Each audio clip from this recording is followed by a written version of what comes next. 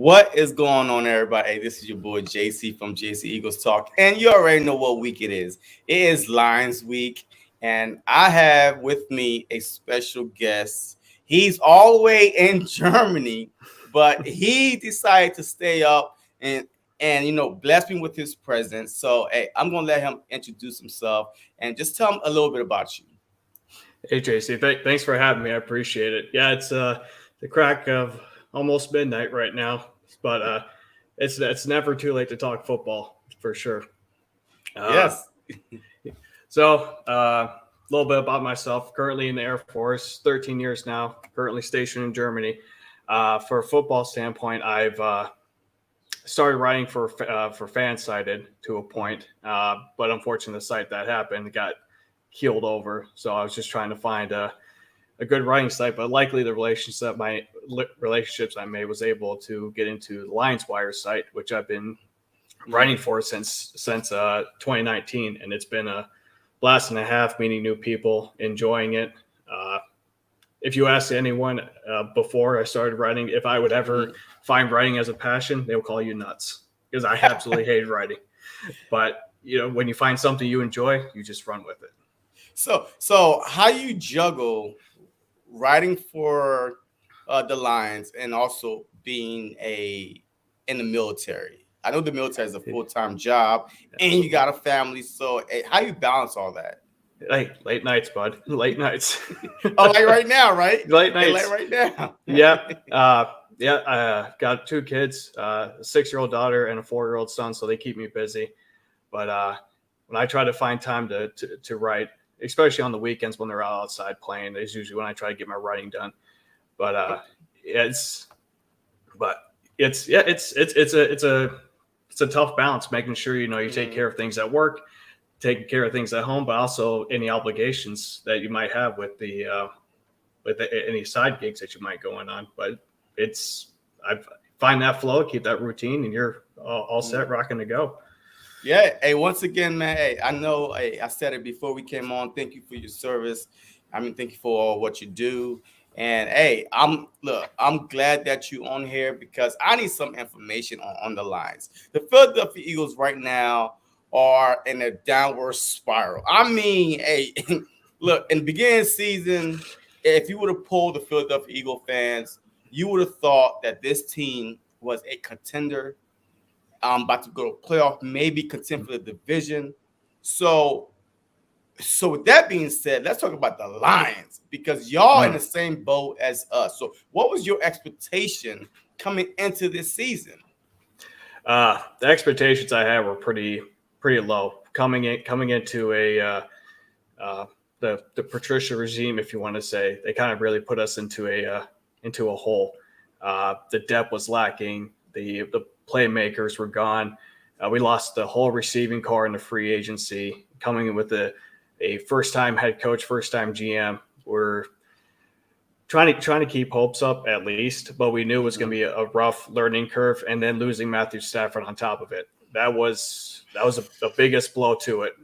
As soon as he left, a lot of the fans, including a lot of the media, were like, I'm not too sure about this one, guys. So, but completely understandable that he left. He gave it his all in Detroit, and we, as you can see from the previous game against the Rams, Lions fans were in troves over there giving him love. But it was time for him to go over to a contender and compete. And so, short of it, expectations were low. I wasn't expecting to start 0-7, but it's not the most surprising thing that's happened so far. All right, look. I'm a big Barry Sanders fan, so hey, I do keep the Lions, in my rear view. So hey, I've seen y'all go in 0-16 before. It seems like the Lions, like year after year, for some odd reason, um, they just can't get over the hump. Like, I mean, is it a talent issue, a coaching issue, a culture issue? What is like, what's the biggest problem with the Lions organization overall? And what do they need to do to get over that hump and win more than 5, 6 games, or even go into the playoffs. Absolutely. Um, I would say the previous was just a lack of experience. Then during the Matt Millen era, Mm-hmm. uh, it was just he had no clue what he was doing. He was just picking his guys and hoping that they would stick. And any potential red flags he ignored, even though it was bright and clear that the whole 4 receivers drafted during that time, Mm-hmm. none of them panned out except for Megatron. And I mean, that was just one generational talent. And then Bob Quinn came in, and right away we were like, yeah, this is definitely going to be the Patriot way. And sure enough, uh, Jim Caldwell was not his guy. So even though he provided a steady presence in that standpoint, he can only take the team so far, and it was about time for a push forward. Mm-hmm. But knowing that Bob Quinn was going to hire as a guy, and that was Matt Patricia, everyone was excited. And the defensive genius from New England, From like New England. yeah, Yeah. exactly. Like what can go wrong from the Belichick tree? We've all seen that go quite well in the league so far. Everyone trying to Yeah. copy the Belichick, and Yeah. so hoping And for the now we best. even seen that the Belichick way is not even working now because of the one person that's missing, Tom Brady. Tom Brady. So was it the Belichick way or was it Tom Brady? I mean, it's like, so now all these coaches that was getting hired, you really saw that, hey, just because they came from Bill Belichick, that does not mean that they are a good coach. And all of them has failed so far, all of them. Absolutely. And the biggest thing I've taken from is a cultural standpoint. Belichick has earned the right to do what he needs to do in New England to win. None of the other coaches who've walked in the organization, they tried to replicate his success and thinking I'm the smartest man in the room mantra, and I'm not going to listen to anyone because I know I'm right and everyone's wrong. Yeah, facts. And it burns so many bridges. It caused a lot of rifts with the players. And Matt Patricia was the biggest culprit of jettisoning out a player we could really use right now, and Darius Slay, that I know you guys are quite enjoying right now. Yeah. And jettison him, Quandre Diggs, and they just brought in old veterans. They didn't allow the young players to develop. They brought no depth. And that was the biggest Achilles heel, because as soon as one person went down, the next man who stood up barely got any time for practice. Didn't barely even play. And you're like, what can you expect from it? Now, and that was the biggest thing with it.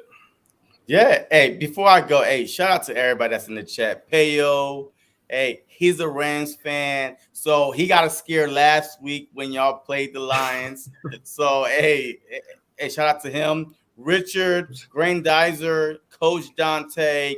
Hey, I appreciate all y'all that are Miss Bergain, all y'all that are checking in the chat. So all right, look. The Lions are 0-7. The Eagles are 2-5. So coming into this matchup, I don't know how much Eagles game have you seen, but coming into this matchup, could this be the game that the Lions get their first win before we go through the roster breakdown? So what is your gut feeling saying? I had a gut feeling that we would beat the Bears, but that was shot to high water real quick, thinking we could beat a rookie QB. So my gut says I say we have a fighting chance, considering we've been in every game so far this season. Against the Ravens. It took a record-breaking 66-yard 66-yard field goal that had to take a lucky bounce off the crossbar to go in. And then, of all things that beat us, is a Vikings kicker who decided to hit 2 career field goals. And you're like, when's a break going to happen for us? And we're like, shoot. And then the Bengals game happened, and we're like, well, this is the team we've seen. But now what they did against the Ravens this past week, we're kind of like, okay, maybe. And then becoming 16.5-point underdogs against the Rams, and pulled out all the bag of tricks with 2 fake punts and an onside kick. stealing the possessions away and keeping Stafford on the bench was a great game plan in camp, and I love his aggressiveness. That's Mm-hmm. been his biggest uh, uh, attribute that I've loved so far about him is he's not willing, go big, go home, see what happens. And so I would like to say we have a decent shot in Philly, especially being at home with the fans right behind us, and hoping for the best. But that's the thing, we're not too sure with it. Either we're going to shoot ourselves in the foot, or we actually come out and play, because that's what typically what happens is we shoot ourselves in the foot and then we can't recover from it. All right, look, I'm going to tell you some breaking news here. All right, if you did not know, the Philadelphia Eagles are probably one of the worst run stopping defense. So talk to me about your running backs, your offensive skilled players on that side that could get the Philadelphia Eagles fits this upcoming Sunday. The biggest player is definitely DeAndre Swift. He's been a key asset in the running game and the receiving game. He's a multi-tool back that will break the legs off of poor linebackers and find the gaps, and then all of a sudden he's just gone. And you could see his 60 some odd yard touchdown pass that took a miracle that he caught, and it just figuring he just get the first down, but all of a sudden he saw green grass and he bolted.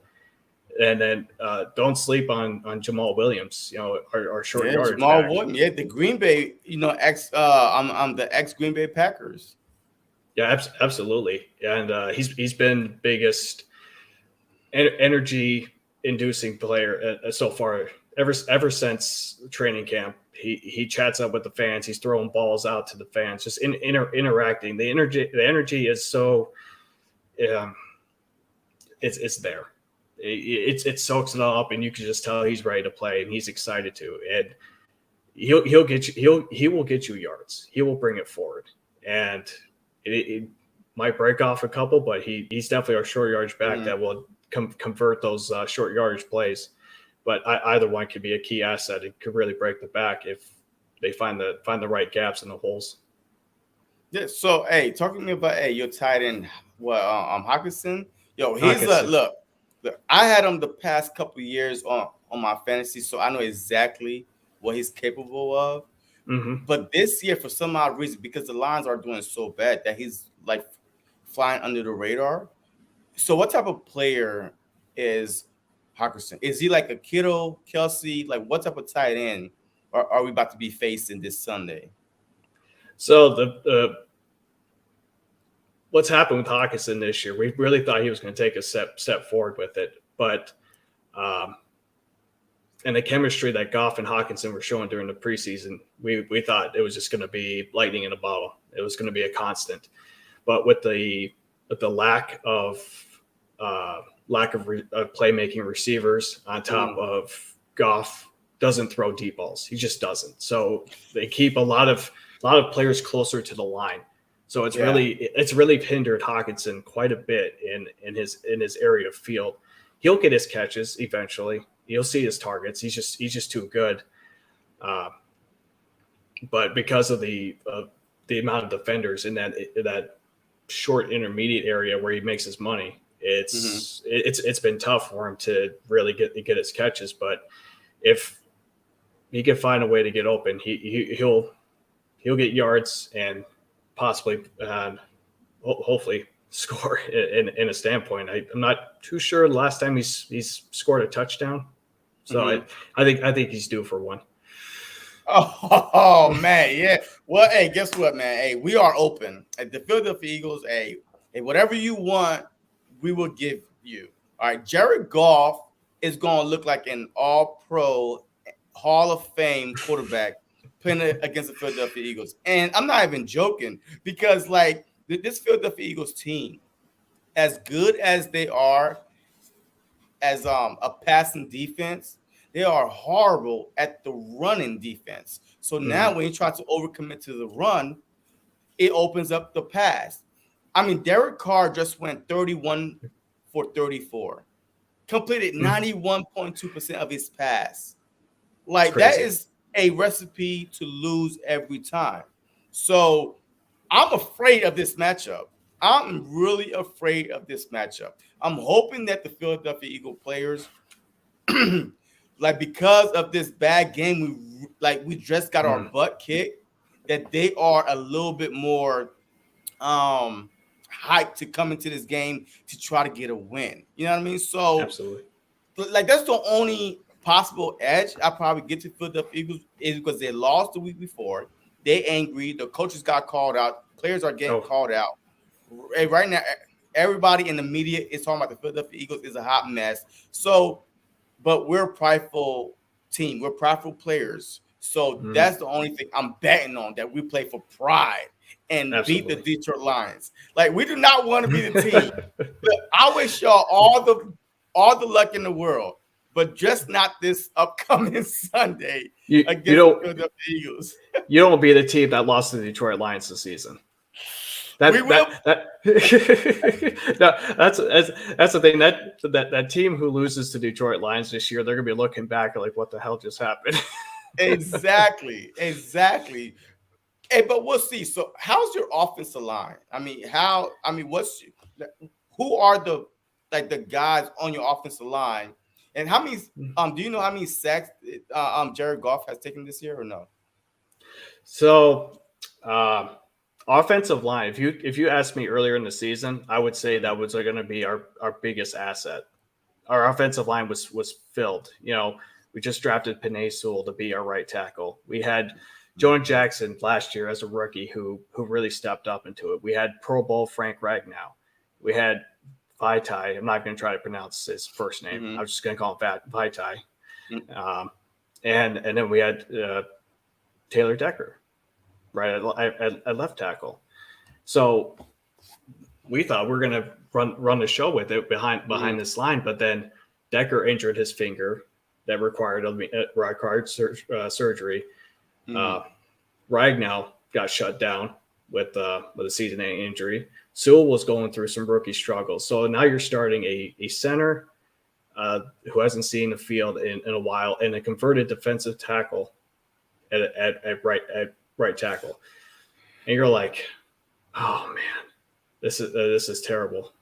But they've held up quite well, surprisingly. And I give all the credit to Hank Fraley, which the Lions really try to keep this season after the Steelers try to poach him.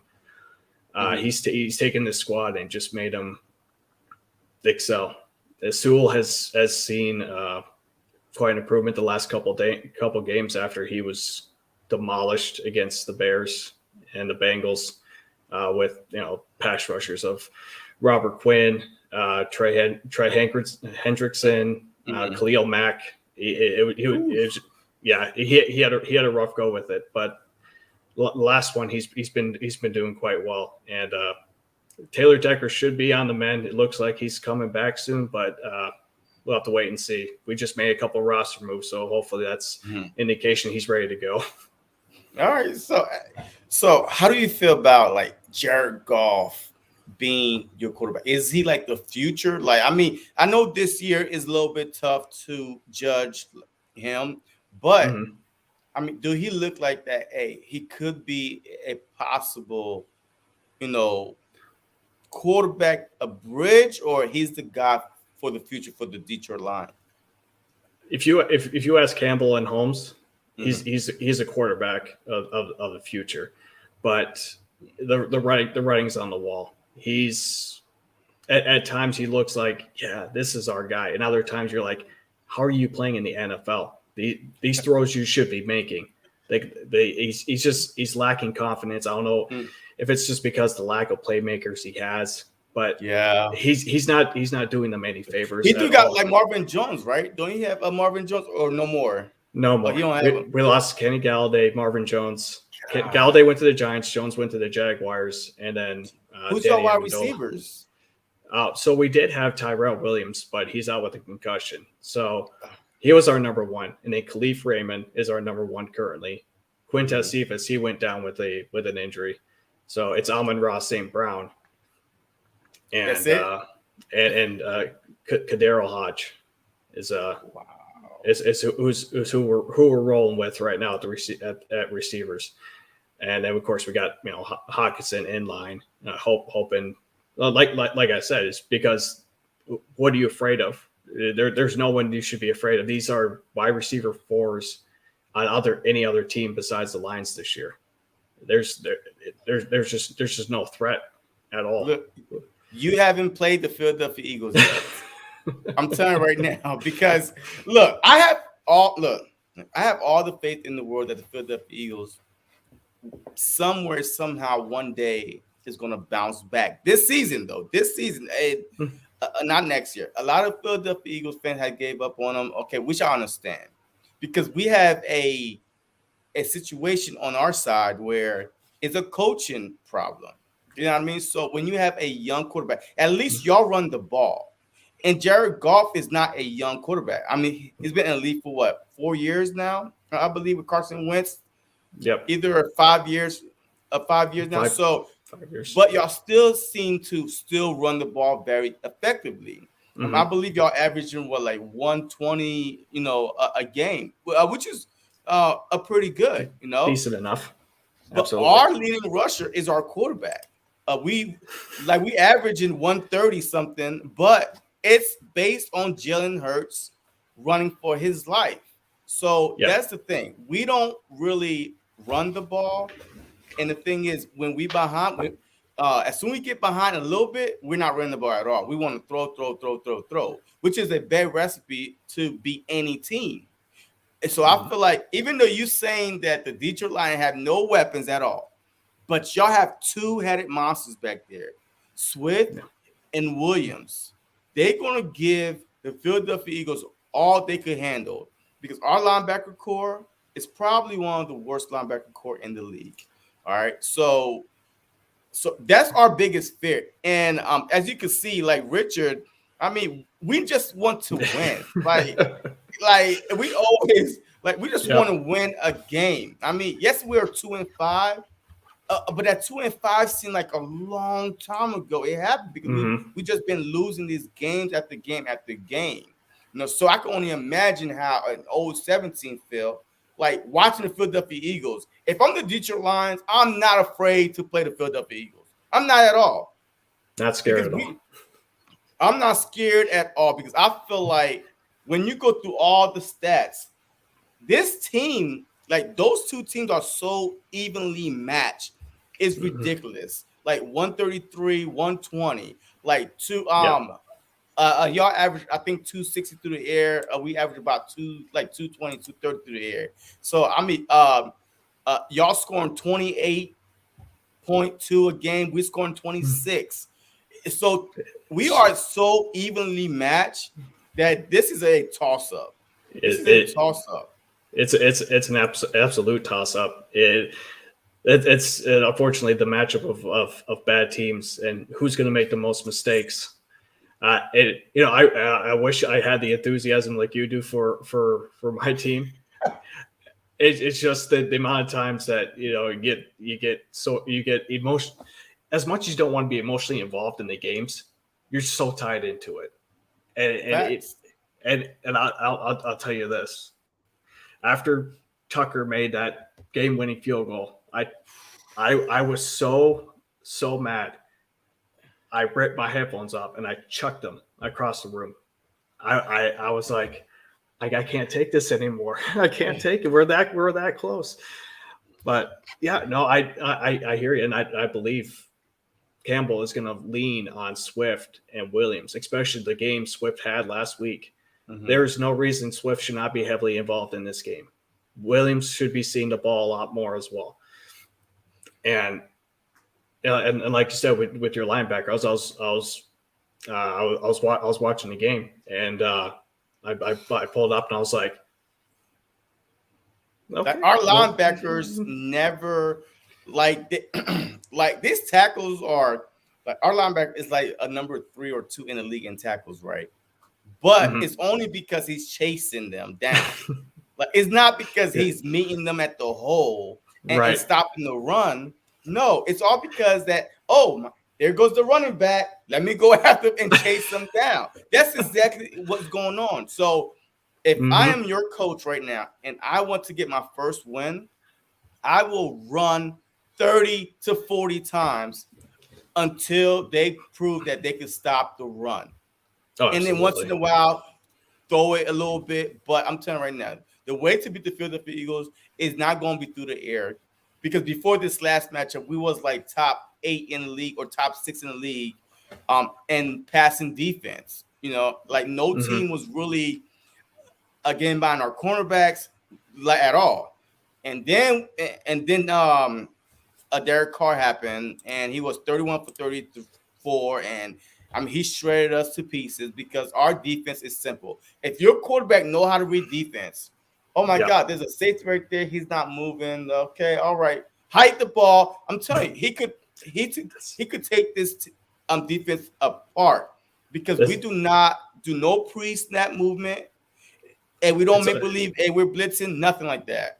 it's all it's just the simplicity of it. It's easy. It's easy for any decent quarterback to read, and you hope that that particular quarterback can read it. And like you said, Carr was one of those QBs that all of a sudden looked like a perennial Hall of Famer, going 31-34 and Yeah. just throwing dimes. So I was like, how in the how is he completing all these things? I'm like, with Henry Ruggs, even with Darren Waller out. I thought with Darren Waller out, I figured, Oh yeah, absolutely. Advantage Eagles all day. that's Advantage. exactly, you take away But that weapon and you figure, but here's Foster Monroe, UCLA. Enjoy, guys. exactly. And Nick Sirianni is in the house. My coach, Nick Sirianni. Nick Sirianni. And I'm hoping this is really you, Nick Sirianni. I'm hoping this is really you. Listen to me. I need you to give up play calling. I need you to be a head coach. He's a young head coach. Mhm. This is his first time calling plays in any level. And I feel like that he's so stubborn that he do not want to give up his play calling. So he Mm. needs to give up the play calling and just watch what's going on, the disaster that's going on the field, so he can make end game adjustments. That's the Absolutely. problem with the Philadelphia Eagles. We do not make no end game adjustments at all. We're quick to throw in the towel. We're quick to panic because if you watch the last game, like the first series, like we went Hmm. down the field, passing, running. Jalen Hurts Everything. under center. It was working beautifully. As soon Miles Sanders got hurt, we abandoned the run. Like we didn't run no more, and we kept on throwing, and our offensive line was getting beat up. So how's your defensive line? Like who are the dogs on your defensive line that we need to worry about? Because Mariota got exposed this past Hmm. Sunday that I didn't even think that he was like that was capable, like possible. Like because he has been that good throughout the year so far. And then Sunday he got beat. Lane Johnson, he coming off his mental health a Yeah. couple games off and stuff like that. He was getting torched. So who do we have to worry about on the defensive line for the Detroit Lions?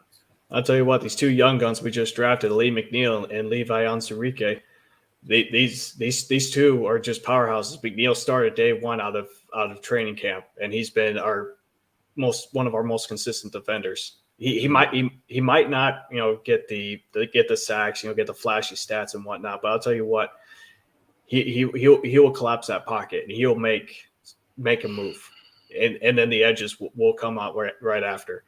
And Onwuzurike is he was dealing with an injury to start the season, but he's Mm-hmm. really been coming out on his own the last few games, and he's a monster up front. The athleticism is undeniable with it. Flowers, Trey Flowers, of course, you Yeah, got to Trey watch. Flowers. You Yeah. got to watch out for him. The savvy veteran. He did deal with a shoulder injury last game, but Mm-hmm. it looked like he came back, so it looks like he should be good to go. Um, so you always got to watch out for him. And then we did have Romeo Okora, but unfortunately we lost him to an injury after we paid him a lot of money for him. So we got his Mm-hmm. brother Julian, and uh, he's been improving. But the players I would watch out for is our two young guns with Onwuzurike and McNeil, because I think if they can get the upper hand in that middle, they should be able to find their way home.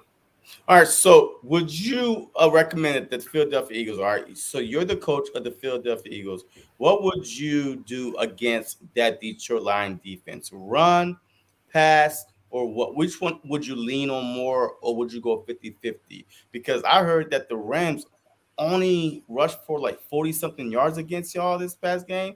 I mean, is y'all run defense that good, or it was just like the Rams was not on their A game?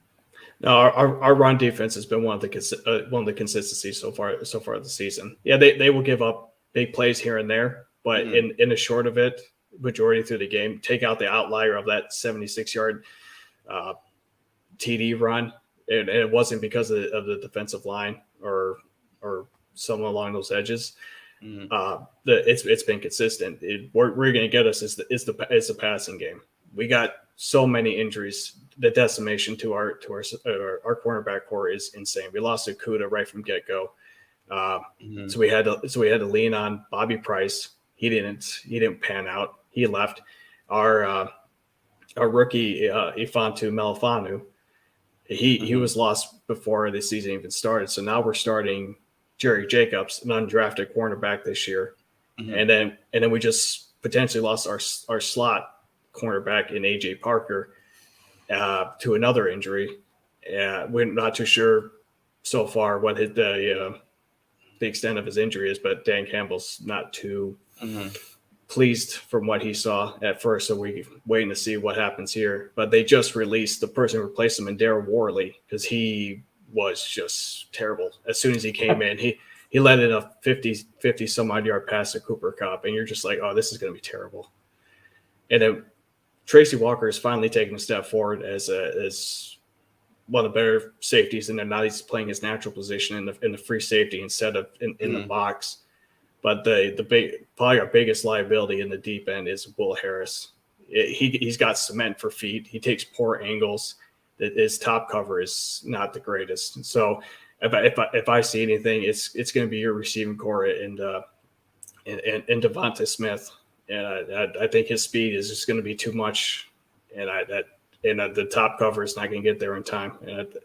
So I would expect a big game from him if they lean towards the passing game more than the running game, which sounds like that might be the case, considering Miles Sanders looks to be out for a while, and Yeah. I don't know, Kenneth Gainwell, Yeah, Gainwell, a and Boston Scott, Scott. and I won't be surprised if they bring up Jordan Howard. So I mean, he's Oh, been on our absolutely. practice squad. So Mm-hmm. um, yeah, look, I mean, it sounds like that y'all defense is basically run heavy, stop defense, but you still have to be balanced. Yeah. Like even if you can't run against them, but you still have to keep trying because in order to set up the play action to get a Quez Watkins going deep, Devontae Smith in the middle, a Dallas Goddard. You know what I mean? So I Mm-hmm. think that even though y'all are pretty good in stopping the run, that we still have to be balanced, or we're gonna get destroyed. Because it's easy. We might make y'all cornerback, y'all defense secondary look good because if we start being one dimension, all you gotta do is just drop your linebackers back and help the safety and the corners out because y'all defensive line will get to Yeah. the quarterback, and next thing you know, hey, he's running for his life. So, what is your biggest concern facing the Philadelphia Eagles this Sunday? The biggest concern I'm gonna have is I would say probably in the defensive realm. It's our offense is not exactly where we want it to be. Uh, I'm not too keen on the on our whole receiving areas. I like I said, I'm hoping to see DeAndre Swift just come out and ball out. But if he's the only one who's making plays, you know, put someone else on him and just shut him down.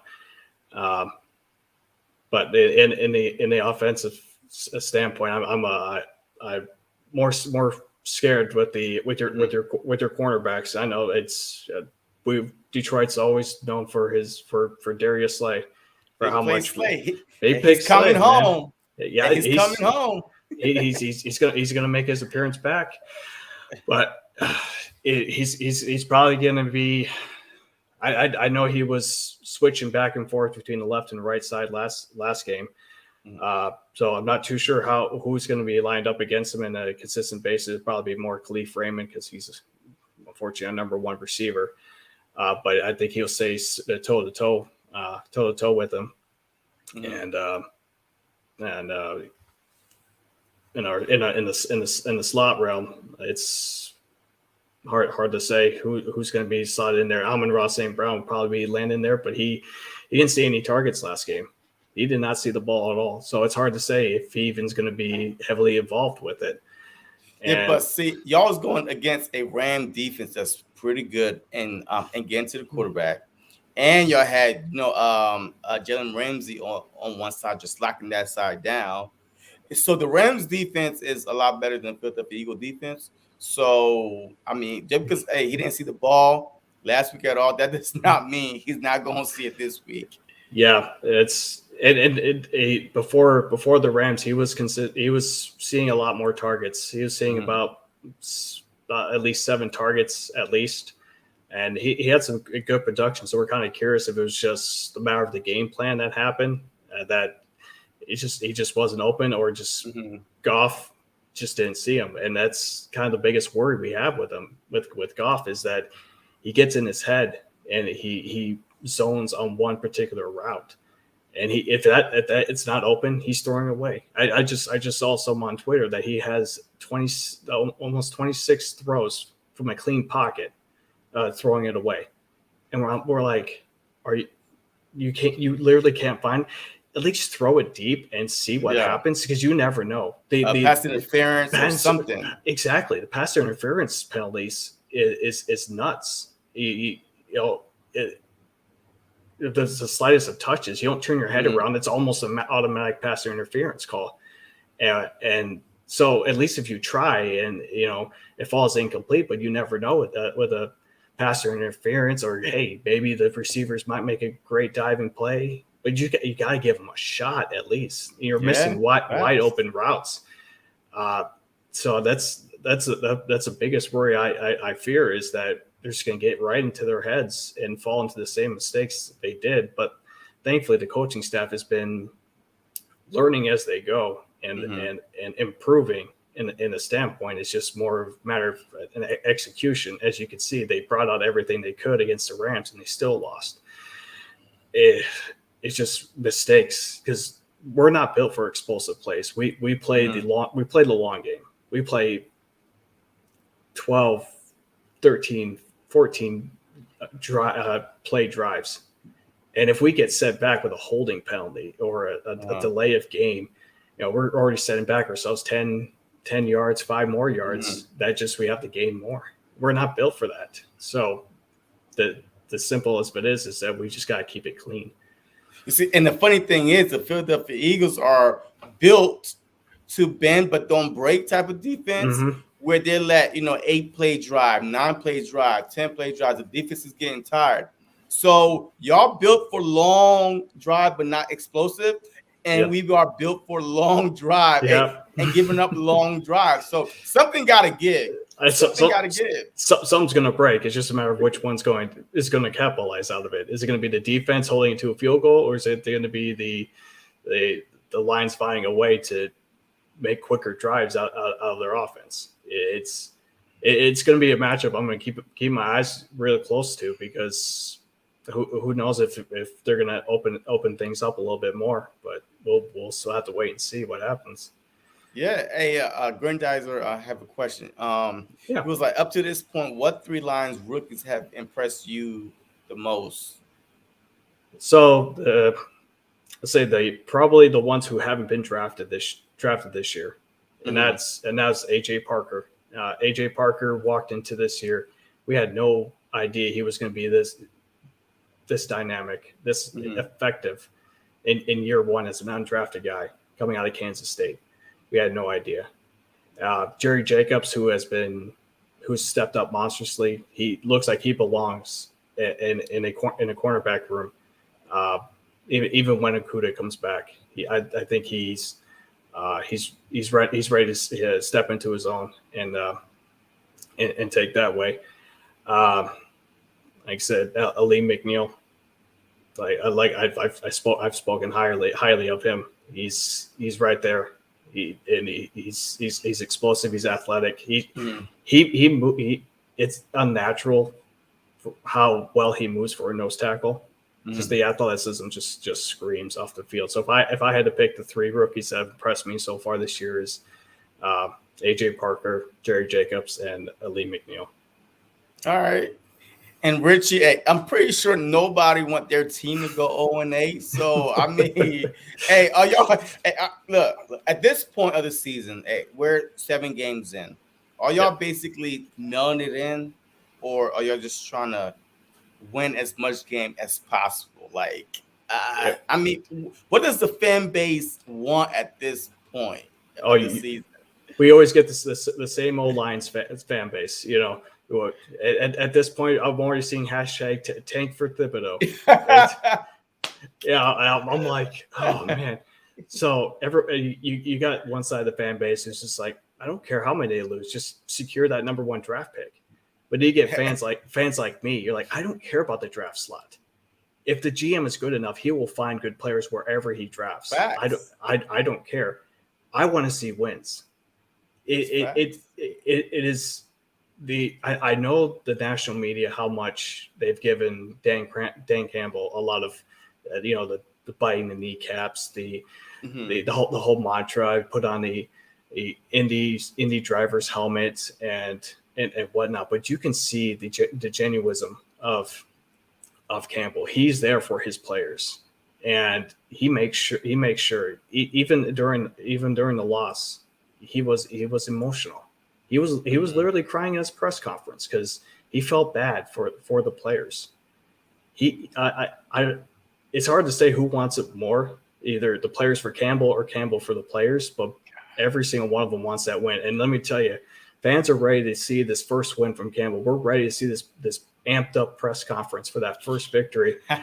The amount of emotion and stuff you see him, and the genuism and the honesty he brings out to his press conferences, you're just ready. We're ready to see that unleashed at this point. So I'm hoping for the first win because I'm ready to see it myself. All right, so hey, before I let you go, hey, a couple more questions. All right, so give me some keys to victory for the Lions to win this game. What are some reasons that the Lions will win this game, and what are some reasons that the Lions will lose this game? What do they have to do and don't do? So first, what they shouldn't do, what they need to do is capitalize more in the red zone. Okay. Last week they're putrid in the red zone. Red zone ropes. You can't win off of field goals alone.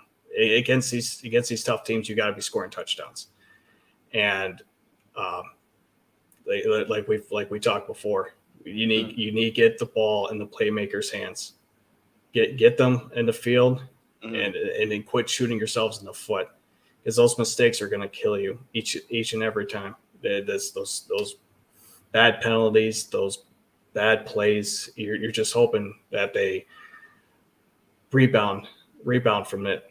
And I'll say probably the biggest worry I have is Jalen Hurts, to be honest. You know, his mobility. You know, if you don't contain that pocket, he's going to take off. And he will. So we will see. And so the reasons that will stop him is, unfortunately, if Goff continues what he's doing, it won't matter. Because that offense starts with him and ends with him. If he's not performing to the standpoint that he needs to be, it'll be all said and done. The second point will probably be in our secondary. If especially if Parker's out for a longer amount of time. That's just going to open the door right in the in the slot area and run defense, because he is one of our better run defenders as well. So we'll have to wait and see what the corresponding move after the release of Darryl Worley. We'll have to wait and see on that one. Uh, but I'm hoping to see that a big rebound at home after a heartbreaking loss against the Rams. But it you always have high hopes for it. You have that small inkling. You're like, yeah, they should have a shot considering the way they played, and then all of a sudden they just go back to their same ways. So y'all haven't played bad though. Like y'all have not played bad. Y'all played some tough teams, and y'all were right in those games. Like the Raven one, I was shocked. Like y'all were leading the whole time. Like y'all were actually keeping them from like out of the end zone. Y'all were doing good, and then it's just a bad bounce, a 66-yard NFL record to beat y'all. Y'all been in these games, the Vikings game. I mean, y'all been playing harder than the Philadelphia Eagles. So, and that's why a lot of Eagles fans are really, really afraid of this game. Like 0-7, like not 0-7 are equal because y'all a good 0-7 team. If that's a thing. But y'all haven't been getting blown out or anything like that. I mean, y'all been in these games. Yeah, that was actually kind of interesting because I came across a couple of articles coming about it. Are the 2021 Lions the best 0-7 team? And you're like, yeah. And you're like, what? So they got comparing between the Dolphins tank for Tua season and all that stuff. And they look at the point differential, and surprisingly, we're only losing at a 10-point margin. And in this team, you would be expecting a lot more. Whereas the other teams were getting blown out by 16, 17 points. And you're like, yeah, maybe it's not all that bad. Eventually the pendulum's got to swing our way. It's just a matter of when. I'm hoping it's not this weekend. I know. I'm really hoping it's not this weekend. I mean, look, Lion fans are not like Eagle fans. Eagle fans will burn down a stadium if we lose to the Lions on Sunday. That stadium, and we won't even have a home stadium to go and play next week because that stadium will be burned down. We cannot lose to the 0-7 Lions. No, that's a whole thing. Is that no one wants to be that first team. The first team, even though the amount of times you see after a game, the coach or the quarterback comes out, is like that team should not be 0-7. They play, every down to the whistle, and you're like, well, okay, you want to give us the win then? We'll take the win, but you guys can say all the good stuff all you want. It doesn't change the fact that we're still losing games by the most imaginable ways you can think of. It's always the Lions' curse. They will always find a new way to lose a game, and it's either between the Calvin Johnson catch, the 10-second runoff, the batted ball out of the end zone, the picked up flag against the Cowboys. I've seen all those games that you're talking about too. I've seen one of them. You just sit there, you're like, how we cannot be this much cursed, can we? Yeah, that Calvin Johnson catch was the first of many. Hey, that's not a catch. Like the ball hit the ground. Like he didn't have full control of it. Calvin Johnson took like 3 steps and then the ball, and it was like no catch. I was like, what? Yeah, that was crazy. And then it turned the Des Bryant catch. It turned that one over. That flipped the screen on the whole playoff race. And you're like, and they got rid of that rule real dang quick. No, the pass interference that should have been called against the Cowboys, but they did not. But the following week, they got karma came back and honked them the following week against the Packers. I will always love it. The officials will come back and say, "Oh, sorry, we messed up that call." Okay, thank you. I appreciate that. That's not going to do anything. Oh, great, you made a mistake. That still doesn't change the fact that you made this mistake, and now we're out of the playoffs, or now we've lost our last game. I thank you. Yeah. So Richard asks, who's your playmaker? Like who is the best playmaker for y'all? Probably our best playmaker would be between Swift and Hawkinson. Both of those are very capable of just taking the top off of defenses. If you're not careful, you don't keep an eye on him. They will make you pay. Like I said, defenses have kind of figured out Hawkinson until we're able to open things up. But Mm-hmm. the thing is with this offensive staff is that they will find a way to get these guys open. It's just a matter of tweaking the scheme as they've changed the last few games, making it more simplistic. And then, of course, even before the season, Swift was gaining rave reviews from this coaching staff, saying that this guy is going to be our guy. We're going to lean on him. And of course, we're like, oh great, another second round running back for the Lions. How well this one's going to work out? Because the last couple have not turned out well between Michael LaShore and Kerryon Johnson. Yeah, Kerryon Johnson, man. Man. Yeah, that was just shocking to me, though. I mean, look, he was good in college in Auburn. Yeah. I've seen him play, and then when he came to the Eagles, man, I had high hopes for him, like the four horsemen with Kerryon, Gainwell, Sanders, and Howard. That didn't work out. So now I don't even know where he at. I mean, like you talking about a fall from grace. I mean, absolutely, it was crazy. Yeah, that's not when we took him in the second round out from Auburn. I was like, heck yeah, all right, let's do this. But just the injuries just absolutely just killed him, and it just shows, running backs are. They're not a dime a dozen. These bell cow backs anymore are not there anymore. It's a running back by committee now. And as you can see, there's only one Derrick Henry. There's only one Derrick Henry, and he's just a freak. Yes. And as you can see, Christian McCaffrey is probably the last bell cow. He's gone. His injuries are knocking him out. Todd Gurley, he fell so hard that who knows what had happened. And the bell cow backs are not there anymore. You have to lean on a more of a 1-2 punch now. Yeah. And unfortunately, I'm hoping Detroit found this with Swift and Williams, and they keep it up. I mean, like I said, you guys had it with Sanders. And I'm hoping for the best for him. With Gainwell in his rookie season, it's. Yeah, he had a tough turnover last game as well. Yeah, I mean, look, the Philadelphia Eagles just need to do this. We just need to run the ball and let Jalen Hurts throw for like maybe 15 to 20 throws. He cannot go out there throwing 30 like 40 times. I don't care how good of a defense that you have, but after a while, the fourth quarter comes around, everybody get tired. We need to stick to the run, regardless if it's working or not. And hopefully we break one out for like 60 yards or something. So, but look, I understand that you got to go. Well, it's almost 1 o'clock in Germany, right? It's almost 1 o'clock over there. We're about 5 minutes to midnight now, but we're 5 minutes from midnight. Hey, we're alive and kicking right now. Oh, all right.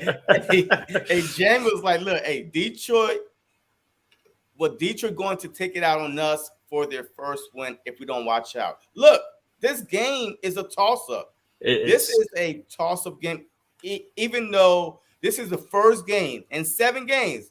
This is the first game the Philadelphia Eagles are favored to win. Favored, yeah. Yeah, Detroit points. 3.5 points. Yeah. That's if I remember right, that's the lowest margin that we've had so far this season.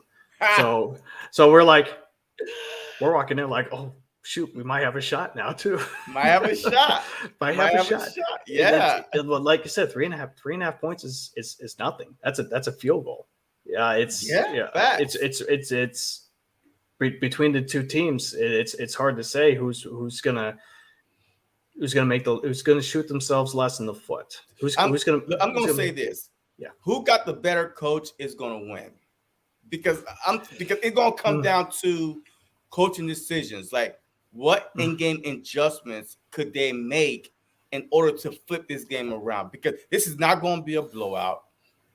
Hey, look, I won't even be surprised if the Philadelphia Eagles are trailing at 1 point because we don't make in-game adjustments. So it's going to be what coach Nick Sirianni or Mm-hmm. Campbell, who can make that one end game adjustment to flip this game around? If not, I don't know.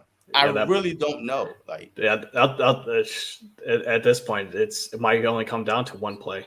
It's so much of a toss vibes, up, good and vibes, eh, good vibes, good good vibes, vibes. Rihanna. Just keep sprinkling on the good vibes, right? It's good vibes. Yes, That's right. Eagles good today. Hey, we good every day. Look, the season. I don't know about y'all, but I feel like the Philadelphia Eagles season is not over. There's 17 games. There's 17. 17 games. Still plenty to work from. There's a lot of games left. I Mm-hmm. feel like if we just need one win, we could just sniff one win. We could probably take off. I can't say that for a lot of teams, but me as an Eagles fan, I've seen this team bounce back when everybody just counts out. We Yep. rise up and start winning games. Underdog. We thrive off the underdog mentality, the role of the underdogs. But we about to see. We about to see. So, what is your game day prediction for this upcoming Sunday? What's your prediction? Who's winning and what's the score? Game day predictions. It's it feels like a sucker game.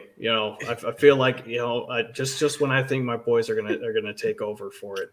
Yeah, man, this is a tough one. But I'm gonna go with my boys, and I'm gonna come down to that field goal. 24-21. 24-21 lines, huh? 24-21. I think we'll do enough on offense, but I think the defense is gonna break a little bit, and Mm-hmm. it just those between Dallas Goddard, Devontae Smith, Quiz Watkins. Uh, I think it'll be a matter of time before one of those break loose for a big play down in the middle. So, and then I'm hoping that we come through, and we'll see what happens. So, what's your prediction? My prediction is this: that Jalen Hurts is going to run for a touchdown. That Mm-hmm. Gainwell is going to catch a touchdown. That Dallas Goddard is going to catch a touchdown. So I want to say 21-17. 21-17. So we're about right there. A little less Yeah. scoring than me, but we're keeping it close. It's not like Yeah. it's gonna be 42-10. No, Yeah, no, no, no, it's no, no, no. we're not. No. No, we both know what our teams are capable of, and it's not high scoring. Yeah, well, no, like seriously, right now, I mean, the Eagles fans are just hoping for a win. Even if it's a 1 point win, we don't care. We just want to win already. So that's all it is. So, hey, a win Yep, is a win, and then we take can it. continue on with our season. You know what I mean? So, hey, look, I appreciate your time, man. Hey, I'm about to put up your website up again. So, hey, let them know like what you are working on and how long you've been, covering the Detroit Lions. Yeah, no, I appreciate you having me. I really do, and being flexible. I know it's with the time difference, it can be a Oh, it's real good, pain, man. It's real pain in good. the butt. Uh, but yeah, so I currently write about two to uh, 2 to 3 articles a week, depending on the time frame I have. Uh, watch out for my 3 matchups. I'll be getting that together. The 3 matchups to watch for this week, and then afterwards we'll see what happens, and then there'll be my studs and duds. We'll see who came out and played and who faltered at the end. But we'll just wait and see. I think it's going to be a good matchup. It's going to be. I don't know if it's going to be quite the experience we had last week, but I'm hoping for the best, and then we can pull out this first victory of the season. Yes, sir. Hey, you already know. Hey, if you watching me, I'm hoping that you're subscribed to my channel. You know what I mean? Hey, I do. Yeah. As a matter of fact, I do play by play for every game. So if you know Detroit Lion fans that can't even get the game where you at, tell them to jump on my YouTube channel on Sunday because I will do the play by play. Regardless if we winning or losing, I'm not gonna go hiding. I'm gonna sit there and trust me. Look. Lately, I've been getting trolled, but hey, it is what it is. This is part of the business, and you can't run and hide. No. So Hey, you get that genuine interaction. You know, Yeah, that's the best. yeah, exactly. Hey, whether we winning or losing, Eagle fans just come on here. They that let out their frustration. Cowboy fans come in here and troll the Eagles, but it is what it is. So if you're not subscribed to my channel, please like, comment, and subscribe to this channel to push this channel out. And as always, go Birds, and I appreciate everybody. And beat the Lions.